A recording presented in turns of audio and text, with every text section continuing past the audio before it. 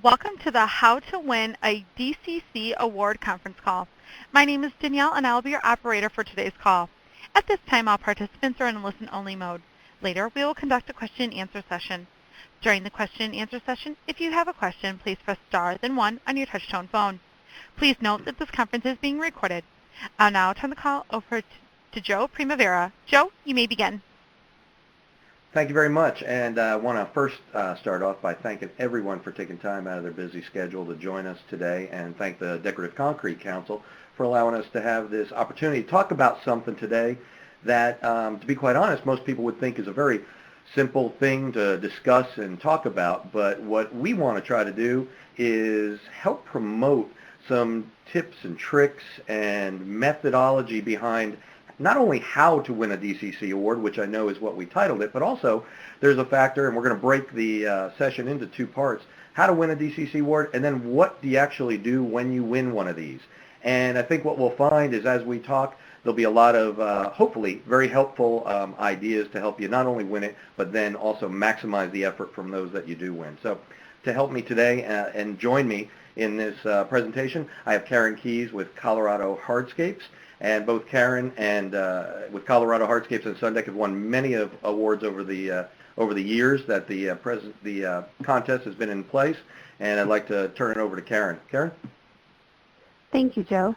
As Joe mentioned, the DCC Awards are a great opportunity to not only get your name out there, but to really understand your own projects and to understand why you even want to do it. So why take the time? So for the effects on your business, you can show the attention to details. It will reinforce your safety practices.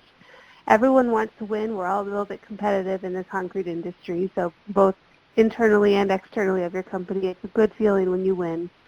It helps you create great content, which you can use for other pieces of marketing and building your business, and it will attract more business through the efforts that the Decorative Concrete Council and ASCC use for it. So we're going to talk first, as Joe mentioned, about how to win the DCC award, and then we'll go into kind of the whys after that. So we're going to go through each of these points that you see here on this screen, and then we will go into them a little deeper and kind of explain kind of our approaches on doing it so that you can actually win the award. After that, we'll go over what to do when you win an award, and a lot of it is don't just sit on it and put it on your trophy shelf, but there's some things that you can do in particular that can build your business internally and externally.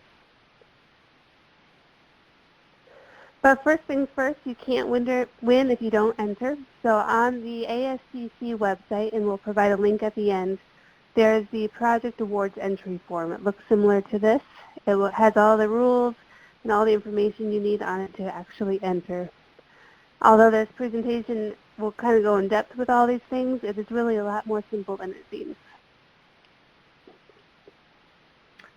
Yeah, and Karen, you can obviously, the brochure has a link to download the PDF of the actual brochure, but then as you'll see, I think on the next screen, it'll actually have the ability to log in online and submit your entries that way as well. So trying to make it as easy as possible to actually submit your entries. Absolutely, and you can pay either online or you can pay via check, or you can call in with a credit card as well. So how to win the actual award? When you are compiling all the information, you need photos and you need a narrative for your project.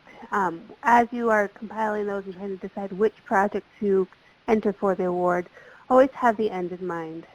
A lot of times our work has a good story behind it, and using that story will help sell the project to the judges and will help it come alive so that they understand what went into it and why it's a special project. So both your photos and your, go ahead. No, I was going to say, Karen, you're exactly right, because I think having that idea of what the project's going to look like upon completion and how to take the photos with the concept of what is this project going to look like when it's done, what's that after photo going to end up looking like. If you go into the project with that forethought and think it through, you'll have a better chance of success to win one. Absolutely. A lot of times you'll know even before you start the project that it's going to be a winner. So when you have that gut feeling, make sure you have that end in mind going into it. So some do's: take photos that showcase the scope and scale of the project. Take time before and after from the same angle to maximize the effect. So if you are doing a large pool deck, you want to make sure you get the same angle looking at the pool deck before and after so that the judges can see the transformation. One thing that we as concrete people usually do is we like to look at concrete up close and not get the whole context. But be sure to take some overall shots as well, not just the close-ups of the detail.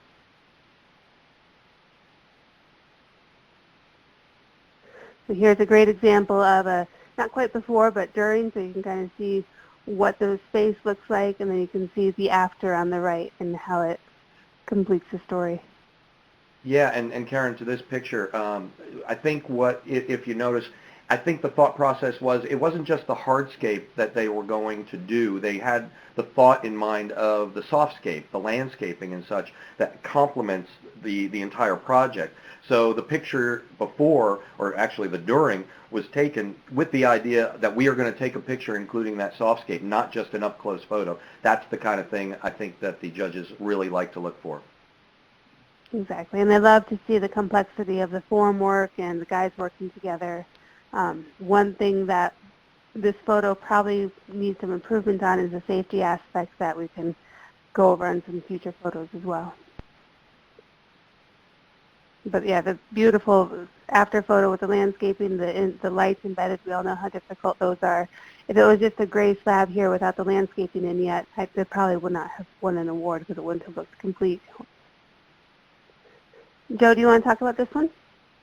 Sure, and this one as well, with the painted surface, you've got in the background, you've got a painted outdoor restaurant area, and you've got you're sitting on a harbor with, the water out in the background. So you want to capture that, and you know that during when you take the before, the picture in the background may not be the best, but you're hoping to capture an after that does.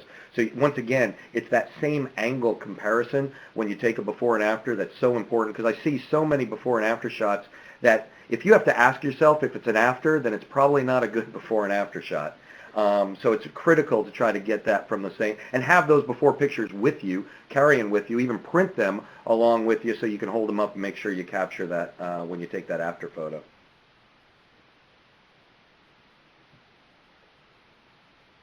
So as I pointed out in one of those previous photos, you want to take it when the project is 100% complete. When it still looks like it's under construction, it doesn't have the same wow factor to the judges as it does once there's grass next to it, or there's water in the swimming pool, or even the lawn chairs are out. Site furnishings can make a night and day difference for a photo to make it look complete and make people say, wow, I want to go there and I want a pool deck like that. And because we live in a great digital age, go ahead. Yeah, no, I was going to say, I think 300 might be an overestimation of how many, but the idea here is you want to take a lot of photos. Buy an SD card with, a lot of gig. Don't, skimp on that and take a lot of photos, because you just never know. Even on the screen, you don't know how it's going to turn out until you get it back. You take a good look at them on a computer screen, and you can weed through the ones and really see what you captured. So I think that's imperative. And one of the keys is the contest alone is, require, well, up to 6 photos. So we're not looking for, 20 or 25 pictures. The judges want 6 photos that can tell a story. So you want to make sure you get 6 really, really solid photos. Like it says here, a couple before, maybe one during, but you want to save those 3 or 4 for great after shots, but you got to take a bunch of them to get those really good ones. Great point, Joe. And to that, and it's hard to get to a job site when it looks perfect, when it's clean, when all the site furnishings are where they need to be, where it's not crowded with people. So getting those 300 photos will allow, at that one time where that one window of opportunity you have, will allow you to get the 6 that you need.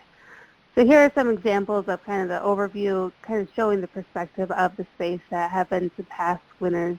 The top left was the WOW winner from last year from Sendek.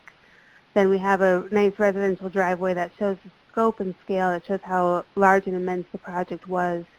The DIA benches there on the bottom left, it shows the polished bench there. It shows some of the detail of the bench itself, the bull nose there, the grains of sand, but it also shows the context that's in that airport plaza. And then the bottom right, it shows the context of the nice cozy setting, the outdoor living space that Tom Ralston did. So it's not just a close-up of the concrete work, it shows it in the context.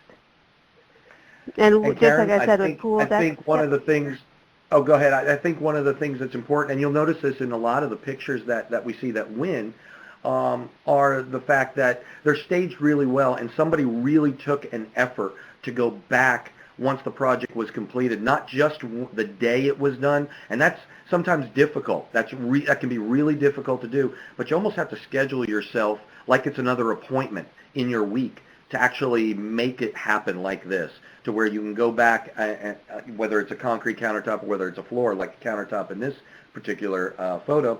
You want to set the stage a little bit, use some ambiance, use some of the surroundings, use some of the props to kind of make the picture come to life.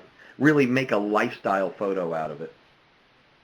And it may, like Joe said, require a special appointment, not only in your calendar, but if it's this restaurant, in the owner's calendar as well, so that you can get in there before it's busy and dirty. So you can get just the right lighting and just the right settings.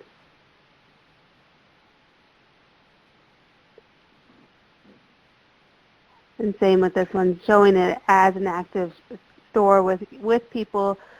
So there's a risky thing with people, especially with kids, that you might need their permission. Here it's safe because you can't make out their faces. So keep that in mind too. Just you might need either a authorization that you can take their photo, or you want to make sure that people aren't identifiable. But showing it as the space that's intended to be, not just the beautiful floor that it is.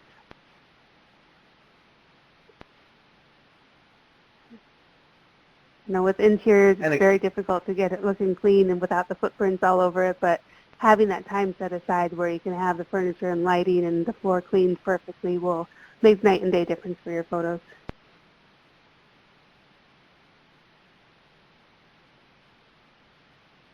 And Karen, yeah, you can really tell the difference in some of these photos when a professional is at the helm. And it's not always conducive or reasonable or economically feasible to have a professional photographer take all your after pictures. So you really got to choose and select wisely, I think, the ones that you want to capture, knowing going in, like we talked about, having the end in mind, and then having that done at the end. And you can see the difference that some of these professional photographies make, especially the lighting. Focus, lighting, it can make all the difference, and it really is effective. And you can tell when you even rolling through some of these which ones are and which ones aren't. And like Joe said, sometimes it doesn't make sense, sometimes it does economically, but if you are planning to publish this project anywhere else, it's worth the investment to do the professional photography so that you can use it for print and advertising in addition to the awards.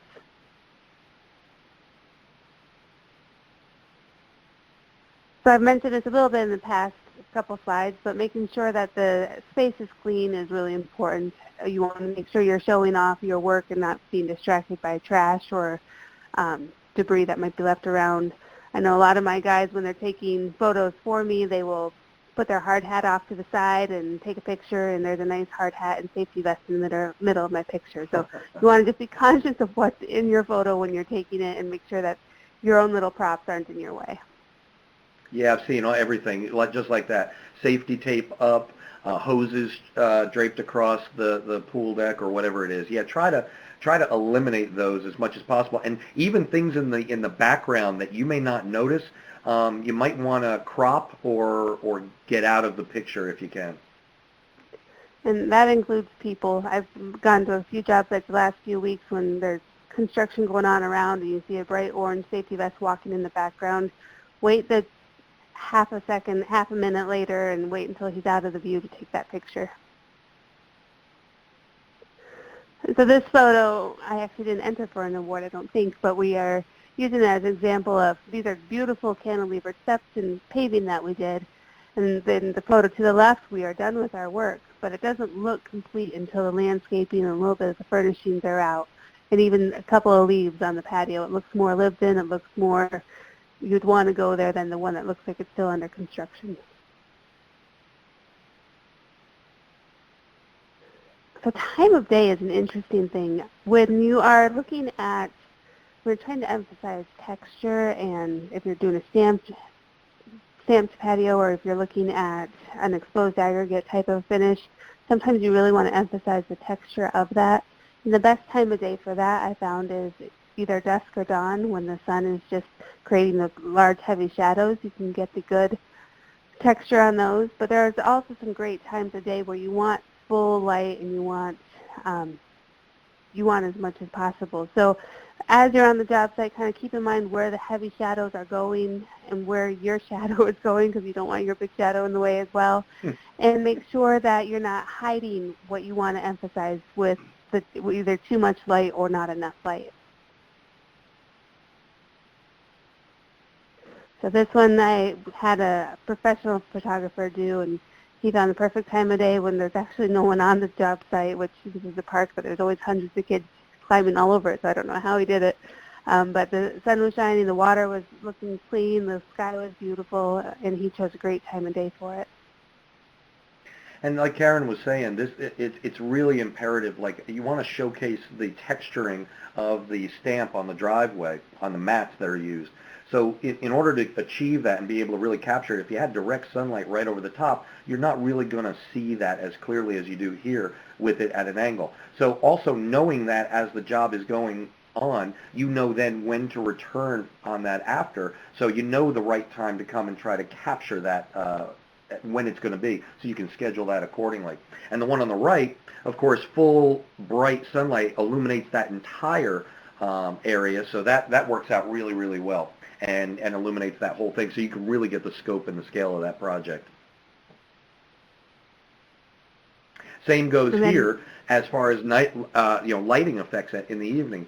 And Karen, we showed that other one earlier with the fire pit, and this is you can tell when a professional takes a photo, because you get full lighting in the front. You really can see even the little bit of texture, and it doesn't wash it out with no flash or anything like that. You get the full effects of this, and it really makes a dramatic impact on the hardscape.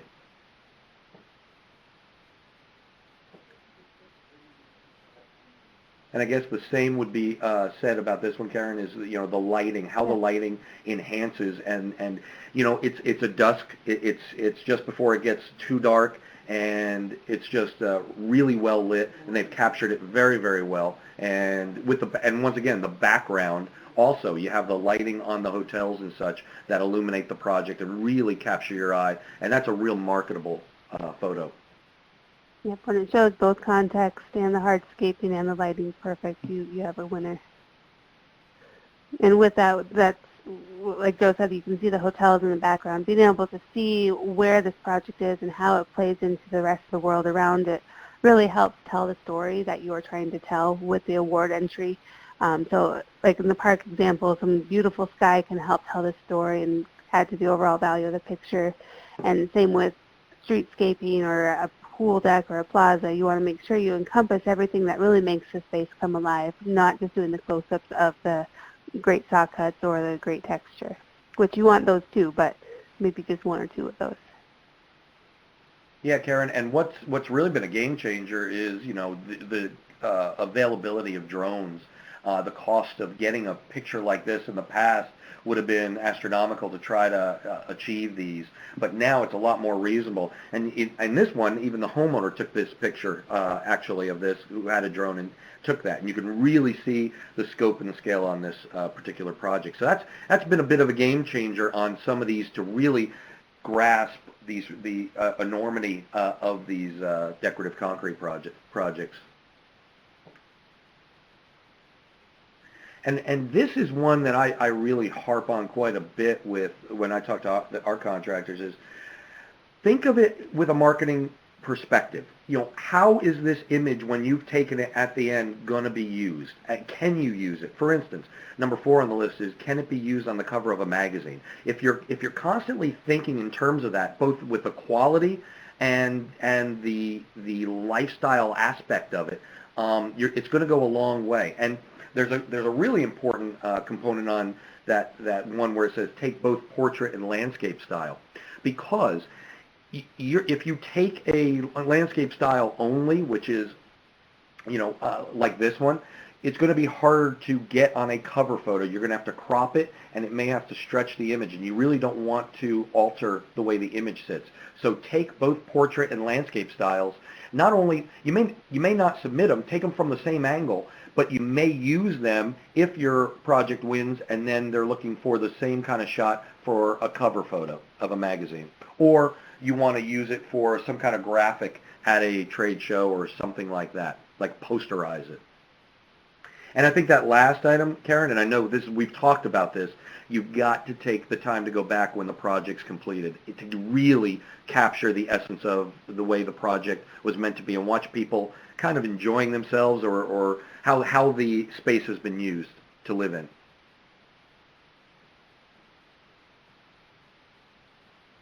And I guess this would be another one that, again, the combination of the two show how simple but yet striking a design can be, and it's not complex by any means, but it fits. It fits the environment, and it just works. So both perspectives, from the drone perspective and also from the lower angle shot, shows the texture and shows a little bit more of the design and how it was created. And with that, think about your clients as well, the owner that you're working for, the architect or landscape architect, and think about what they would be drawn to. A lot of times they are drawn to these action shots, whether it's kids playing and jumping from wall to wall, or they're interested in, oh, we want a nice retail setting that will actually help sell our product more. So seeing your floor or your walls or your flat work in a context that can relate to other people will help sell more work.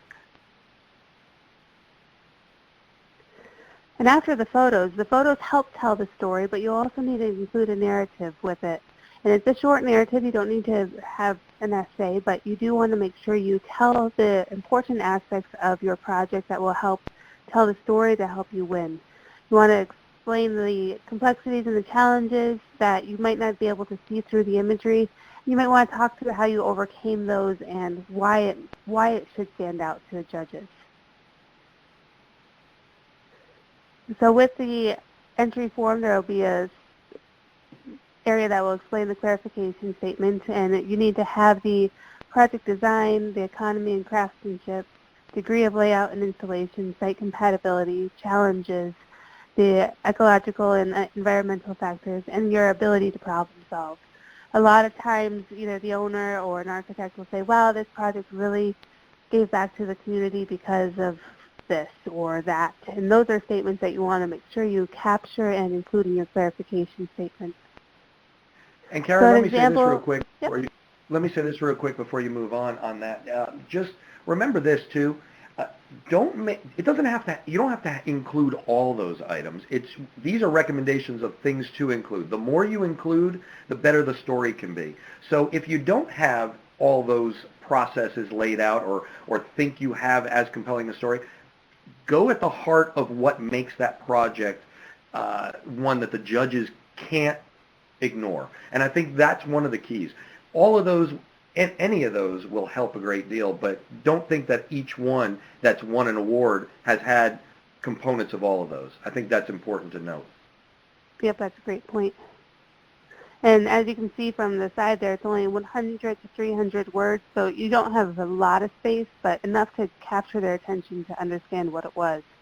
So the 2016 benches that we did at the Denver International Airport, it looks cool when it's done, and I've had people say, oh, those are great precast benches. But being able to tell the story in our narrative to the judges really explained how these were cast in place. We had special forms. We had to get special equipment to polish these and get that bullnose down. Really helped me tell the story that I couldn't capture just in photos alone, that got the judges' attention.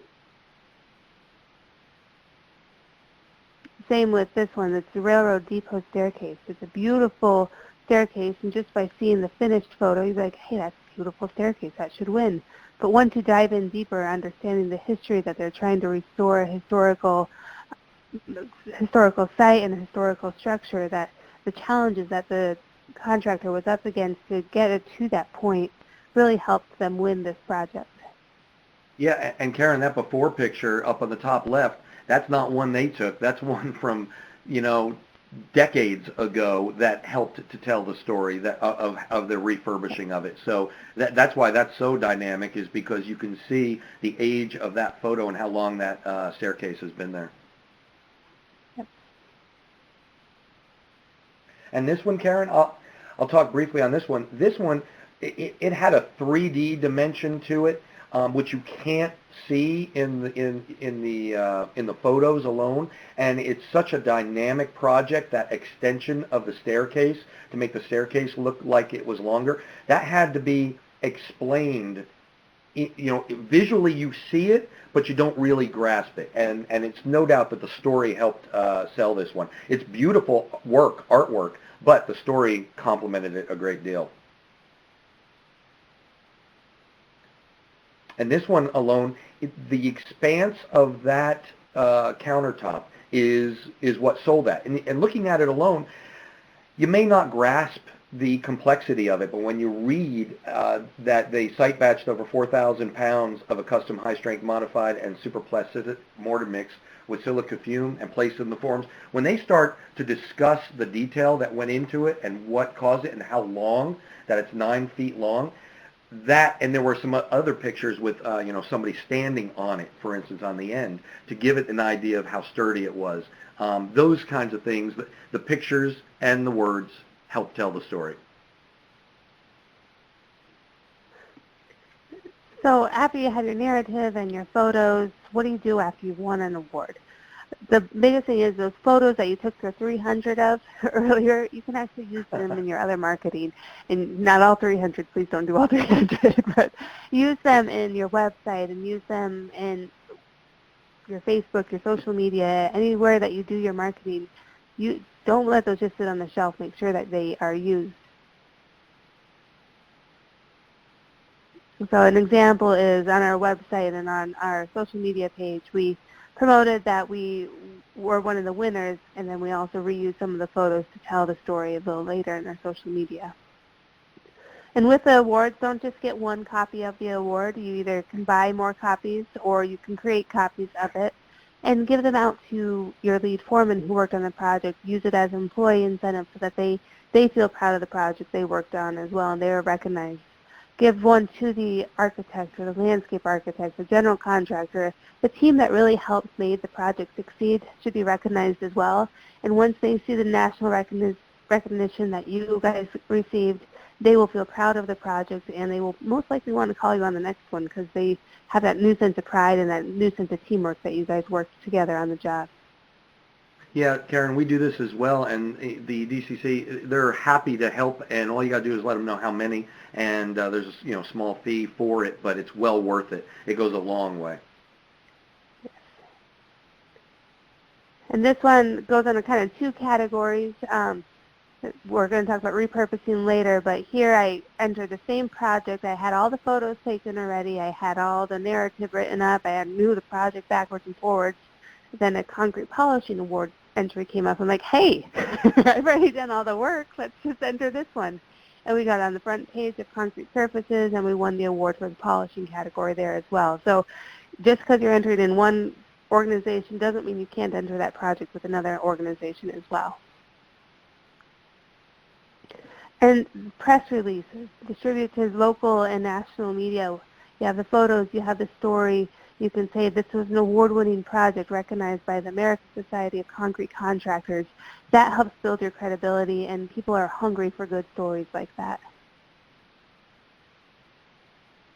Locally, our local magazines for the Loveland wrote it up, and then the Landscape Architect and Specifier News, they wrote that up because they liked the story.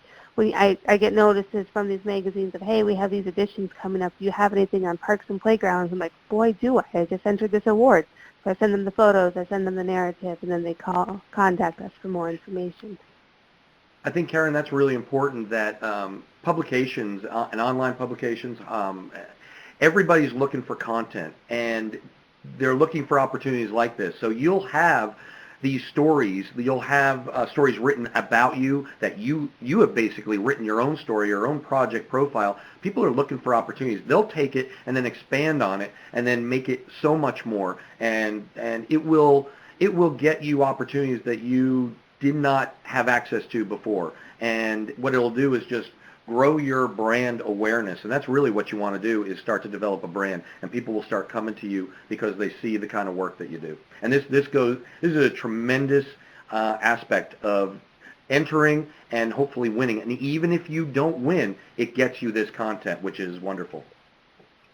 And with that magazine article on the left there, you know how we don't want to do, and some of you might be thinking this too, we don't want to do national work for the most part. We are a local Colorado contractor. We don't want to leave Colorado, but this is in a national magazine. Why on earth would I want that kind of exposure? Do you know how excited the city of Loveland was and the designer was that their names were mentioned in this national magazine? I just strengthened that relationship with those clients that they will call me every time because they got published in this magazine. Even though I submitted it all and our name is mentioned, thankfully, we're doing marketing for them, and we're building that relationship internally as well with our clients.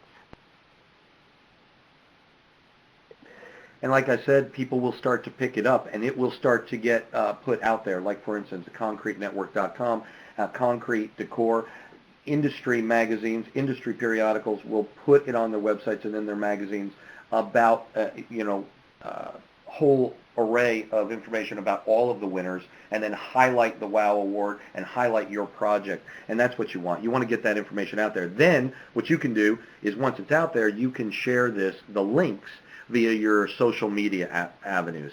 So once again, LinkedIn and the other social media aspects, you want to socialize all that content that's out there and basically get that information out, all those links out there to your consumers and the people in your network. And it's a very easy way to do it.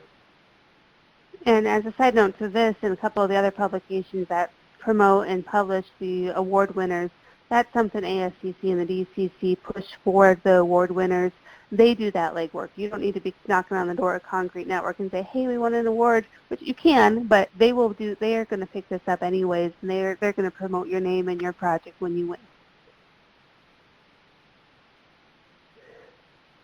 And put it on your website. I know that seems like a no-brainer, but I look at too many concrete contractors' websites that have stuff from the 80s still.